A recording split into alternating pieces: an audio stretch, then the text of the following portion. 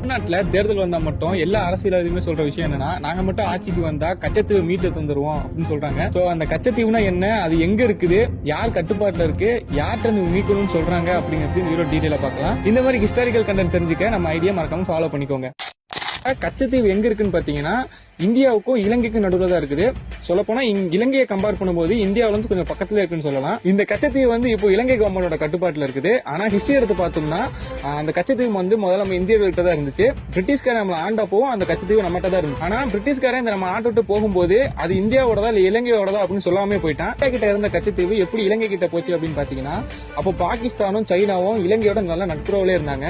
So இந்த காரணத்தை பயன்படுத்தி பாகிஸ்தானும் சைனாவும் இலங்கை மூலியமா நம்ம இந்தியாவை அட்டாக் பண்ணிட கூடாது அப்படிங்கிற ஒரு காரணத்தினால அப்போ இருந்து இந்தியா பிரதமர் இந்திரா காந்தி என்ன சொல்றாங்கன்னா, இலங்கை கவர்மெண்ட்டை நம்ம ரெண்டு பேரும் நட்புறவாலே இருந்துக்கலாம், நமக்குள்ள எந்த சண்டை வேணாம் அப்படின்னு சொல்றாங்க. சோ அதுக்காக அப்போ இருந்து இலங்கை பிரதமர் இதுக்கு பதில் என்ன சொல்றாங்கன்னா, நீங்க வந்து கச்சத்தீவை எங்கிட்ட கொடுத்துருங்க, சோ அப்படி நீங்க கொடுக்கறது மூலியமா நாங்க ஒப்பந்தத்தை ஏத்துக்கிறோம் அப்படின்னு சொல்றாங்க.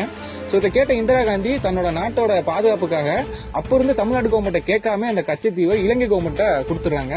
சோ இப்படி இலங்கை கவர்மெண்ட் வந்து இந்த கச்சத்தீவை வாங்கினதுக்கு அப்புறம் அந்த கச்சத்தீவை சுத்தி ஃபுல்லா இலங்கை நேவியை நிப்பாட்டி வச்சிருக்காங்க.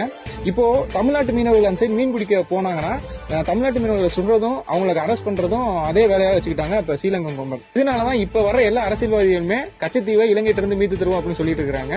ஆனா இப்ப வரைக்கும் அவங்க மீட்கல, இனிமே மீட்பாங்கன்னு நம்ம பொறுத்திருந்து பார்ப்போம். எந்த அரசியல்வாதி ஆட்சிக்கு வந்தா அந்த கச்சத்தீவை அவங்ககிட்ட இருந்து மீட்டு தருவாங்கன்னு உங்களுக்கு தோணுதோ அவங்களை மறக்காம கமெண்ட்ல சொல்லிருங்க.